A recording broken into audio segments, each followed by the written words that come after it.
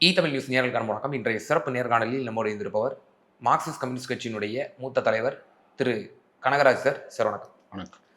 தமிழகத்தில் கடந்த 12 மணி நேரத்தில் 12 பாலியல் வன்கொடுமை சம்பவங்கள், கொடூர சம்பவங்கள் நடந்திருக்கு அப்படின்னு சொல்லி தமிழ்நாட்டினுடைய எதிர்க்கட்சி தலைவர் திரு உதயநிதி ஸ்டாலின் அவர்கள் இந்த காட்டாட்சிக்கு விரைவில் முடிவு கட்டப்படும் அப்படின்னு சொல்லி கடுமையான விமர்சனத்தில் முன் வச்சிருக்காரு.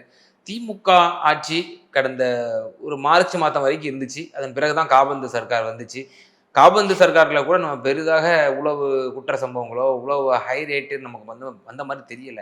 ஆனால் இந்த சார்ஜுக்கு இந்த அரசு புதிய அரசு சார்ஜ் எடுத்ததுக்கு பிறகு அதிகமான இந்த மாதிரியான சட்ட ஒழுங்கு பிரச்சனைக்கான செய்திகள் அதிகமாக வந்து கொண்டிருக்கு. மின்வெட்டு, இது மாதிரி பல இஷ்யூஸ் இருக்குது. எதிர்க்கட்சி தலைவருடைய இந்த ஸ்டேட்மெண்ட்டை எப்படி பார்க்குறீங்க? சட்டம் ஒழுங்கு எப்படி இருக்குன்னு நினைக்கிறீங்க? இல்லை, அது ஒரு ரியாக்ஷன்னு பார்க்குறேன். ஏன்னா எது சட்டம் ஒழுங்கு, எது சமூக பிரச்சனை, எது தனிநபர் சார்ந்த பிரச்சனை, இப்படியெல்லாம் இல்லாமல் திரு விஜய் அவர்கள் தேர்தல் நேரத்தில் கடுமையாக பேசினார். சின்ன குழந்தை, பள்ளிக்கு போகிற குழந்தை, வீட்டில் இருக்க அம்மா, வயசானவங்க அத்தனை பேரும் பாதிக்கப்படுறாங்க. சிஎம் சார் என்ன செஞ்சீங்க? இது சாதாரண மக்கள் மத்தியில் ஒரு மிகப்பெரிய கவ்வி பிடிக்கிற விஷயமாக பெண்கள் மத்தியில் இருந்தது. ஆனால் உண்மை என்னன்னா, ஒரு அரசியல் கட்சி தலைவர் எப்போதுமே பேசுகிற போது இந்த விஷயங்களில் ரொம்ப கரெக்டாக பேச வேண்டியிருக்கும். இப்போ இவர் சொல்கிற காட்டாட்சின்னு சொல்லி இருக்கிறது அந்த குழந்தைய பெற்றோருக்கு தெரியாமல் அவங்க அடக்கம் பண்ணாங்க அப்படிங்கிறதுல சொல்லியிருக்காரு.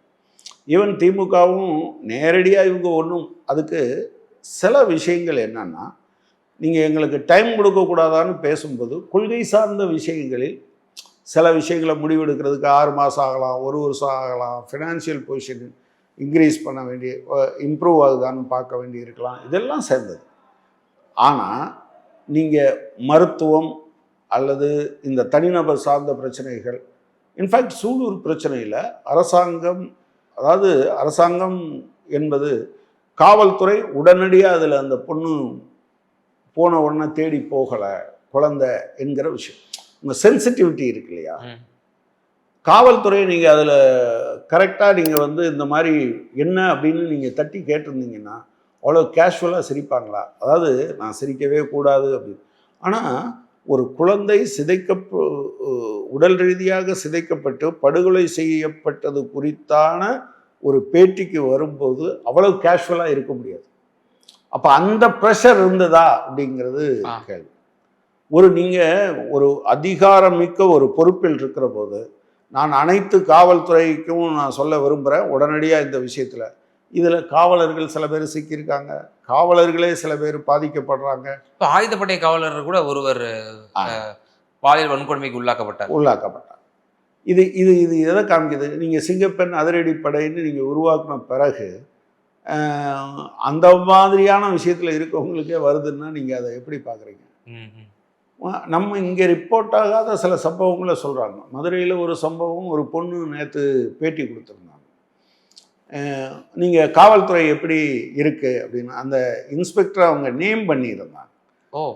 ஆமாம், நேம் பண்ணியே அவங்க பேசியிருந்தாங்க. அப்போ அதனுடைய பொருள் என்னன்னா, நீங்கள் காவல்துறைக்கு பொறுப்பாக இருப்பீங்க, ஆனால் அதே சமயத்தில் கீழே காவல்துறை அதை பற்றி கண்டுக்காமல் இருக்கிற போது உங்களுக்கு நீங்கள் கடுமையான நடவடிக்கை இதை தடுத்திருக்க முடியுமா இல்லையாங்கிறது என்னையை பொறுத்தளவில் தொடர்ச்சியாக போன பீரியட்லேயும் சரி, இந்த பீரியட்லேயும் சரி, ஒரு ஒரு 4 வயசு குழந்தை 3 வயசு குழந்தை பக்கத்து வீட்டில் இருக்குது, அல்லது தங்கி இருக்கிறவங்க ஒரு பையன் கூட்டிகிட்டு போகிறான், நீங்கள் அதை உட்கார்ந்து ஒவ்வொருத்தர் பின்னாலையும் காவல்துறை போக முடியும் என்று நான் கருதலை. ஆனால் நீங்கள் விஜிலண்டாக இருக்குது, கவர்மெண்ட்டு எல்லா இடத்துலையும் போலீஸ் விஜிலண்டாக இருக்குது, இப்படி போகிற வார இடங்கள்ல எல்லாம் சந்தேகப்படும்படி இருந்தால் அவங்க செக் பண்ணுறாங்க என்கிற நிலைமை வந்ததுன்னு வச்சுக்கோங்களேன், அது ஒரு ஒரு அலர்ட்னஸை கொடுக்கும். மற்றபடி இந்த பாலியல் வன்கொடுமைகளை தடுப்பதற்கான வேறு சில அம்சங்கள் இருக்கு. நீங்கள் அது நான் உளவியல் சார்ந்த சமூகம் சார்ந்த பிரச்சனையாக தான் நான் பார்க்குறேன். அது வெறும் சட்டம் ஒழுங்குன்னு பார்க்கல. ஆனால் காவல்துறையினுடைய அணுகுமுறை இந்த காலத்தில் இருக்க வேண்டிய அளவுக்கு இல்லைங்கிறது தான் இதுவரை இருக்கக்கூடிய விஷயங்கள்.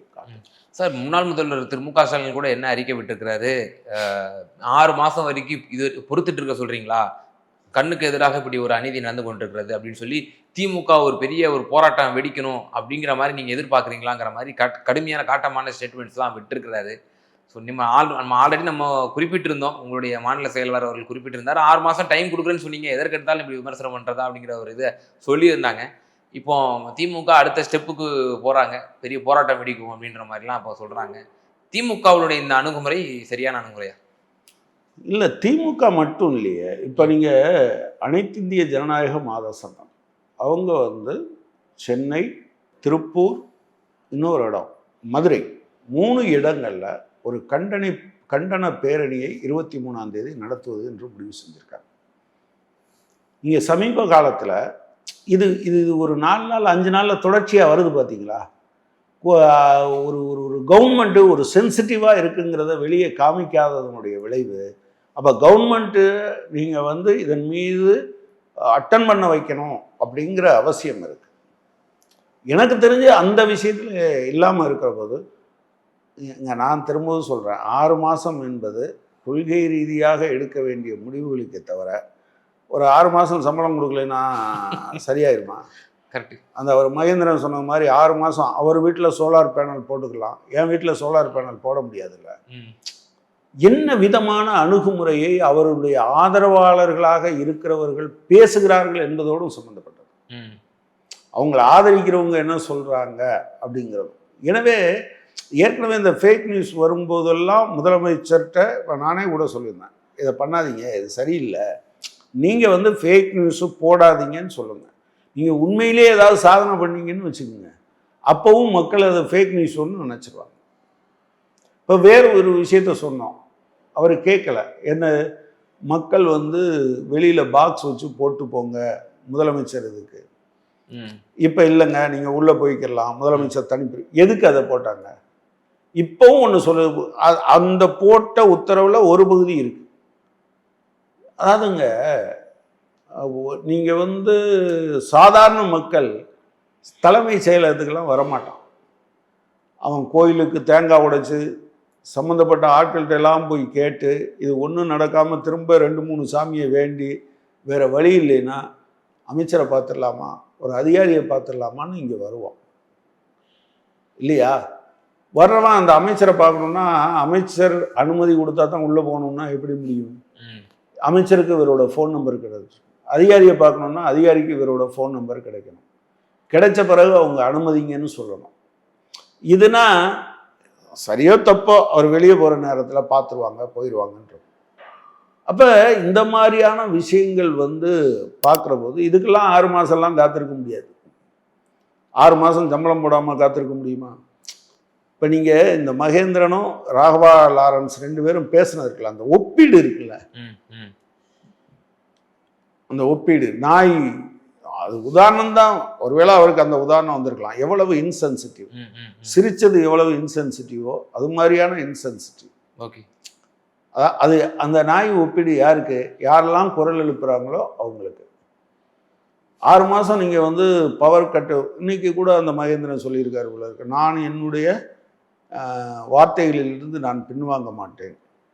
அது என்னன்னா, உங்களுக்கு தமிழ்நாட்டு மக்களை விட இது வந்து ஒன்றும் பெரிய பிரச்சனை இல்லை அப்படின்னு நினைக்கிற மனநிலை. போராடினால்தான் ஒரு அரசாங்கம் இதில் எல்லாம் செய்யும் அல்லது அரசு அமைப்புகள் செய்யும்னா போராடுறது தப்பே கிடையாது. அதில் என்ன இருக்குது?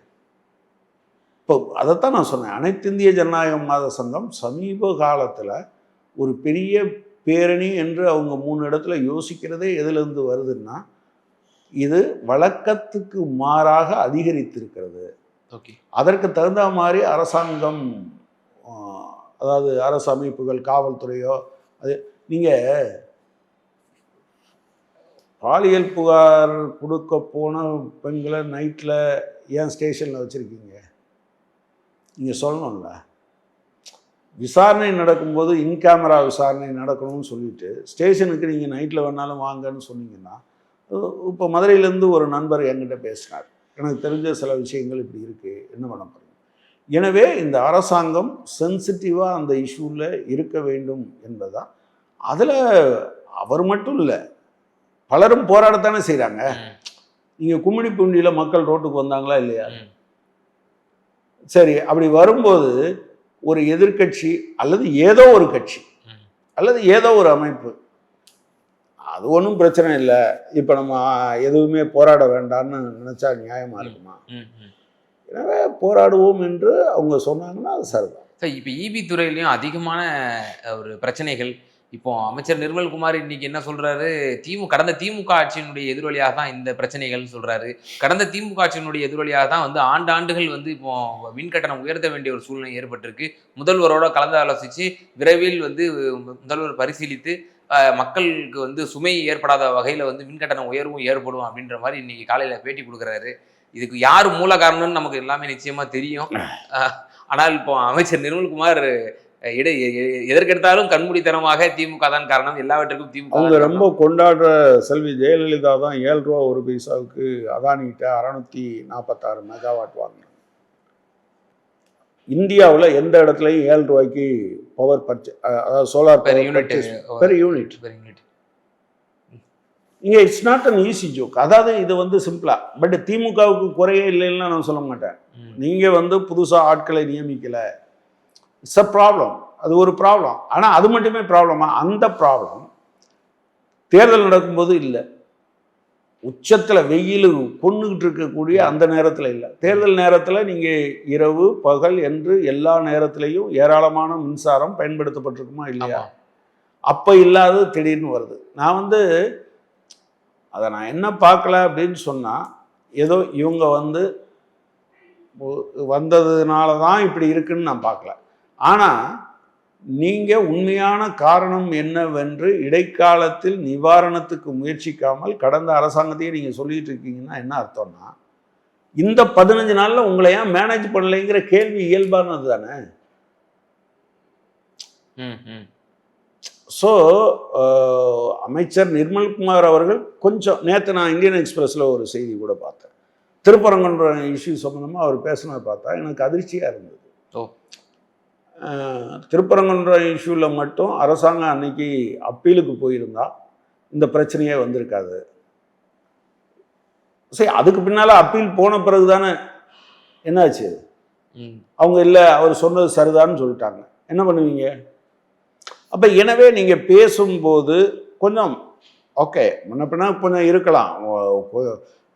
நீங்கள் வாஜ்பாய் ரொம்ப பவர்ஃபுல்லாக பேசுவார், ஆனால் அவருடைய பேட்டிகளை பார்த்தீங்கன்னு வச்சுக்கோங்களேன், வார்த்தைகள் ரொம்ப நிதானமாக வரும். யோசிச்சு இதுக்கு இந்த சைடில் வருமா அந்த சைடில் இருக்கும், பட்டுன்னு பதில் சொல்கிற சில பேரும் இருக்காங்க, சில பேர் யோசிச்சு பதில் சொல்கிறவங்களும் இருக்காங்க.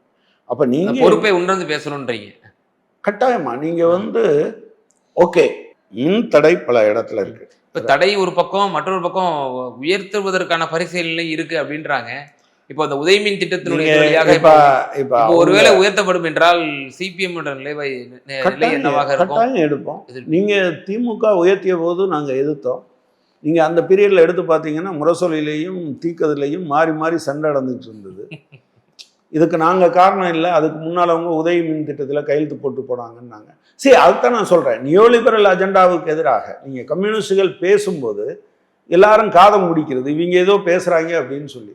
நீங்கள் ஒன்று சொல்லுவாங்கள்ல, விதை ஒன்றை போட்டால் சொர ஒன்றா முளைக்கும் அப்படின்னு கேட்பாங்கள்ல. நீங்கள் இந்த நவீன தாராளமயமாக்கல் கொள்கை இருக்கு இல்லையா, நான் என்ன கேட்குறேன், கடந்த காலத்தில் வந்து இப்போ சென்ட்ரல் கவர்மெண்ட்டு இப்போ அவங்க மீட்ரு கொண்டு வரேன்னாங்க, மீட்ரு பொறுத்து போகிறோம் பண்ணாதீங்கன்னு நாங்கள் சொன்னோம். ஓகே, நீங்கள் இந்த மாதிரி உதயமின் திட்டம், அதே போல் இப்போ சென்ட்ரல் எலக்ட்ரிசிட்டி ரெகுலேட்டரி அத்தாரிட்டி இருக்குது, அவன் தான் இவ்வளவையும் பேசுகிறான். இப்போ உங்களுக்கு தெரியுமா, ஏலம் விட்டுக்கிட்டு இருக்காங்க டெய்லி. எது? சென்ட்ரல் எலக்ட்ரிசிட்டி ரெகுலேட்டரி அத்தாரிட்டி இப்போ ஒரு அமைப்பை ஃபார்ம் பண்ணி, அது வந்து எனர்ஜி எக்ஸ்சேஞ்சுங்கிற அமைப்பு இருக்குது. இப்போ நான் என்ன சொல்லுவேன் அப்படின்னா, என்கிட்ட 1000 மெகாவாட் இருக்குது அப்படின்னு சொன்னால், இந்த 1000 மெகாவாட்டை நான் ஏலத்தில் விடுவேன். அதாவது கனகராஜிரம் 1000 மெகாவாட் இருக்கிறது. ஏன்னா இந்த கிரிட் எல்லாம் காமன் கிரிட்டு தானே, நீங்கள் எங்கேருந்தும் எங்கேயும் இதை கொண்டு வந்துட முடியும். அப்போ நீங்கள் கோட் பண்ணலாம், 50 ரூபா வரை காசு நிர்ணயிச்சாங்க ஒரு யூனிட்டுக்கு வாங்கலாம்னு சென்ட்ரல் கவர்மெண்ட். உற்பத்தி எவ்வளவு பற்றாக்குறை இருக்கட்டும், உற்பத்தி செலவு உனக்கு ஒன்று தானே. உற்பத்தி செலவை நீங்கள் 50 ரூபா வரை கொண்டு போக வேண்டிய அவசியம் என்ன? அப்புறம் 20 ரூபாய்னாங்க. ஆனால் இப்போது நீங்கள் அவைலபிள் அந்த மார்க்கெட்டில் அவைலபிளாக இருக்கிறத பார்த்தீங்கன்னா அந்த விலையை பார்த்தீங்கனாலே உங்களுக்கு தெரியும் 5 ரூபா 40 பைசா அதுதான் இந்த காலத்தில் இருக்குது. எனவே ஆனால் தமிழ்நாட்டில் சேர்மன் என்ன சொல்கிறாருன்னா ஜென்ரேஷனில் பிரச்சனை இல்லை. ஓகே, அது ஒரு ஃபேக்ட். ஜென்ரேஷன் மட்டும் இல்லை, அதாவது ஜெனரேஷன்னா நீங்கள் வந்து மின் உற்பத்தி தமிழ்நாடு அரசாங்கம் அனல் மின் உற்பத்தி, புனல் மின் நிலையங்கள், அதே போல் வந்து காற்றலை, அதே போல் சூரிய மின்சாரம், அதே போல் கூடங்குளத்துலேருந்து வாங்குறது, நெய்வேலியிலேருந்து வாங்குறது, இப்படி எல்லாம் சேர்த்து இதுவும் முடியலைன்னா வெளியில இருந்து 3 வகையான ஒப்பந்தம் போட்டு தான் வாங்குறாங்க. நான் என்ன சொல்கிறேன் அப்படின்னா பளிச்சுன்னு அந்த விஷயத்தில் என்ன சொல்லணும் அப்படின்னா S there is a problem, we will rectify it. இப்போ நீங்கள் இன்னொருத்தரை குறை சொல்ல ஆரம்பிக்கும் போது ஆட்டோமேட்டிக்காக என்ன ஆயிடுது, உங்ககிட்ட உண்டான தீர்வு இல்லைன்னு எதில் சொல்லுவாங்க. அப்போ எனக்கு என்னன்னா உண்மையிலே ப்ராப்ளம் இருக்கான்னா இருக்கு. இந்த ப்ராப்ளம் இந்த 15 நாளில் இருப்பதற்கு அதுதான் காரணம், இவ்வளவு ப்ரிவேலண்டாக இருக்கிறதுக்குன்னு சொல்றதை எப்படி நீங்கள் ஏற்றுக்கொள்ள முடியும்? நிச்சயமா சார். இறுதியான ஒரே ஒரு கேள்வி. தனியார் தொலைக்காட்சியில் திரு திருமாவளவன் அவர்கள் ஒரு கொடுத்த பேட்டி தான், நாங்கள் இன்னும் தாவேகா கூட்டணியிலே கிடையாது, நாங்கள் அமைச்சரவையில் பங்கு பெற்றிருக்கோம் அப்படின்னா எங்களுடைய நிலைத்தன்மையை அவங்க கேள்விக்குறி ஆக்கிடக்கூடாது, அவங்க ஒரு அச்ச உணர்வோடு எங்களை அணுகுனாங்க, அது நாங்கள் போக்குவதற்கு நாங்கள் வந்து கூட்டணியில் இடம்பெற்றோம், அதாவது அமைச்சரவையில் வந்து இடம்பெற்றோம், கூட்டணி கூட நாங்கள் இன்னும் உறுதிப்படுத்தலை அப்படின்ற விஷயம் சொன்னார். ஸோ சிபிஎம் உன்னுடைய நிலைப்பாடு என்னவாக இருக்கிறது? தமிழக வெற்றி கழகத்தோடு வெளியே இருந்தால் நம்ம ஆதரவு கொடுக்குறோம், திருமாவளவன் அவர்கள் சொன்னது போல் எப்போனாலும் நாங்கள் அமைச்சரவையில் விட்டு வெளியே வருவோம் அப்படின்ற மாதிரிலாம் கூட சொன்னார். அந்த ஸ்டேட்மெண்ட்டை நீங்கள் எப்படி பார்க்குறீங்க? இல்லை, நீங்கள் விடுதலை சிறுத்தைகள் வேற கட்சி, நாங்கள் வேற கட்சி. கண்டிப்பாக. இப்போ நான் அதிகாரத்தில் பங்கு அப்படின்னு சொன்னால் எங்கள் கட்சிக்கு யாருக்கான அதிகாரம்? மக்களுக்கான அதிகாரம் என்று நினைக்கிற கட்சி.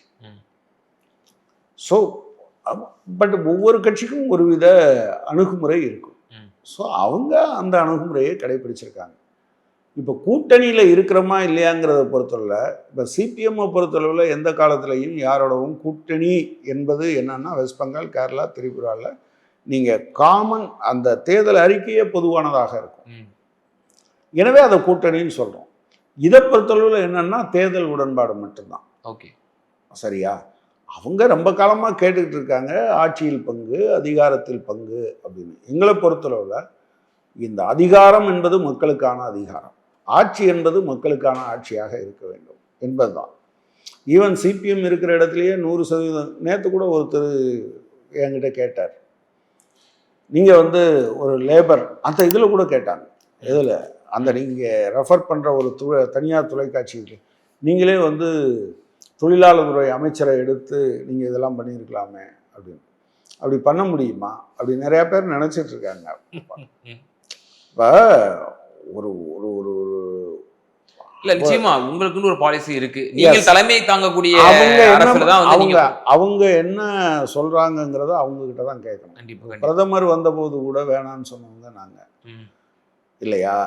எனவே நீங்கள் ஒரு பலரும் இப்போ கூட அதை விமர்சிக்கிறவங்க உண்டு. நீங்கள் எடுத்திருந்தீங்கன்னா ஒருவேளை பாஜகவை நினைத்திருக்கலாம், அவ்வளோ ஈஸியாலாம் விட மாட்டாங்க. நீங்கள் பெரும் முதலாளிகள் நீங்கள் வந்து சிபிஎம்முக்கு சீட்டு கொஞ்சம் கூடுதலாக கொடுத்துருவாங்கன்னா பெரும் முதலாளிகளே சில கட்சிகளோடு தலையிட்டு பேசுவாங்க, அவங்களுக்கு கொடுக்காதீங்க. ஓகே, நாளைக்கு நமக்கே ஒரு பிரச்சனை ஏற்படல. ஆமாம், அவங்களுக்கும் அவங்களுடைய